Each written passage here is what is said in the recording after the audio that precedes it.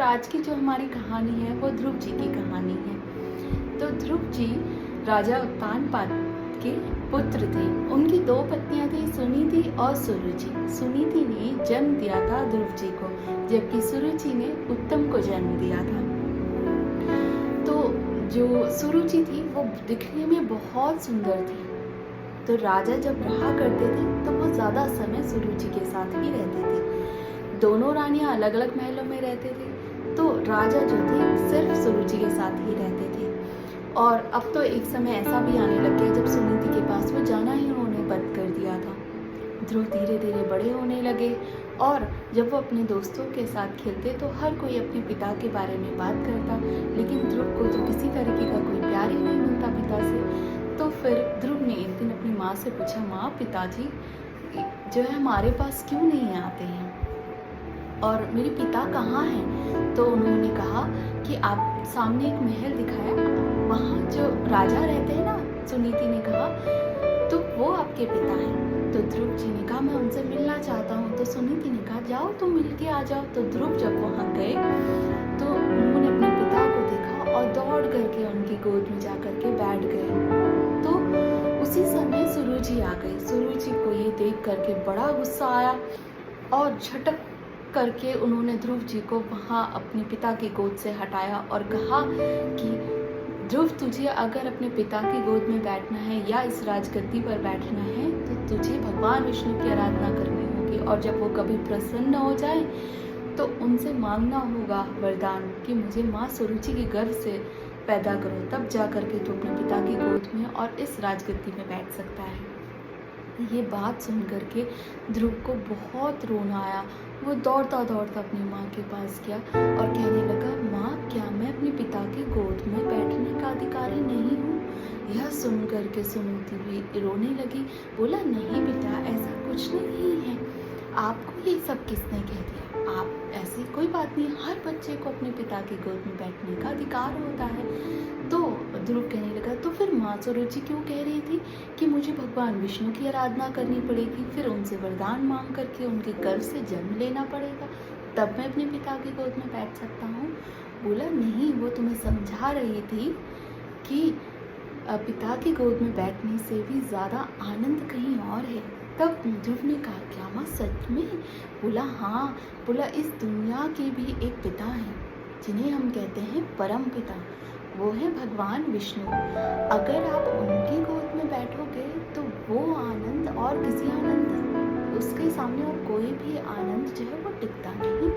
तो बोला, माँ उस परम पिता की गोद में कैसे बैठते हैं? तब माँ ने बताया, उनको प्रसन्न करके, उनकी तपस्या करके, तब जब वो प्रसन्न होते हैं तो वो बालक को अपनी गोद में बैठाते हैं और खूब लाड करते हैं।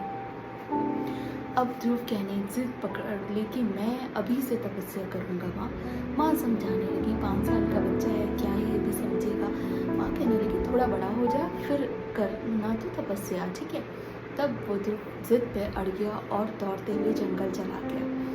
5 साल का बालक है वो, और जब वो जंगल पहुंचा तो जंगल में वो विचार करने लग गया, मुझे तो तपस्या करनी ही नहीं आती, अब मैं कैसे करूँगा? पर उसने सोच लिया कि मैं करूँगा तो ज़रूर। और वो जब जा रहे थे तभी नारायण भगवान ने देख लिया था। वो भगवान विष्णु का नाम ले रहे थे, विष्णु विष्णु करके वो बोल रहे थे। तभी नारद जी आए और उनकी दीक्षा गुरु बने और कहने लगे, बालक तू यहाँ क्या कर रहा है? तो वो कहने लगा, मुझे परम पिता की गोद में बैठना है, इसलिए मैं उनकी तपस्या कर रहा हूँ। तो बोला, ठीक है तू सही कर रहा है, पर मैं तुझे जो तुझे नाम दूंगा, मंत्र दूंगा, उससे वो जल्दी प्रसन्न हो जाएंगे।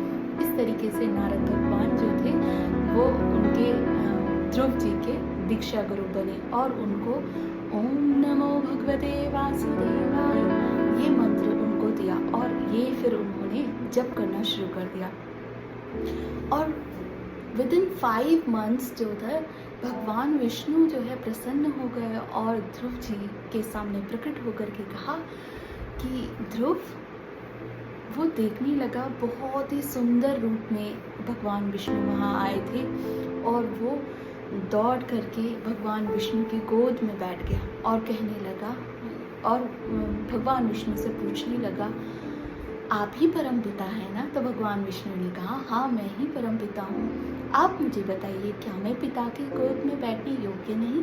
तो परम पिता ने कहा, नहीं, तुम पिता की गोद में तो बैठने योग्य हो ही, तुम परम पिता की गोद में बैठने योग्य हो। कहा, मैं तुमसे प्रसन्न हूँ, अब तुम ऐसे करो, मुझसे कोई वरदान मांगो। तो वो ध्रुव कहने लगा कि हे पिता, हे परम पिता, मुझे आप मिल गया, मुझे कुछ नहीं चाहिए, मुझे बहुत आनंद मिल गया। तो वो कहने लगे, अब मुझे अपने साथ ले जाइए। तब परम पिता विष्णु कहने लगे कि नहीं बेटा, ऐसा नहीं होता कि तुम अपनी कर्म भूमि को छोड़ करके यूं ही धाम आ जाओ। तुम्हें पहले यहाँ रह करके अपना कर्म करना होगा। तुम्हें एक अच्छे पुत्र का अपना जो कर्तव्य है वो निभाना होगा। उसके साथ साथ तुम्हें अपने राज्य की भी देखभाल करनी होगी।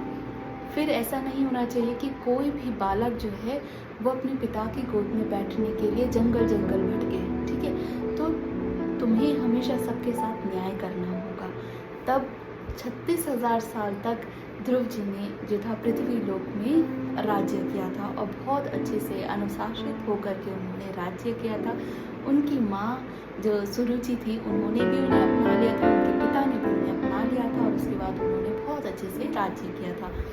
उसके बाद जब वो आज भी वो आसमान में ध्रुव तारे के रूप में आज भी हम लोगों को अपनी याद दिलाते हैं। और तो इससे हमें, इस कहानी से हमें ये सीख मिली है कि हम अगर अगर हम ठान लें तो हम कुछ भी कर सकते हैं। उस 5 साल के बच्चे ने भगवान को प्राप्त कर लिया।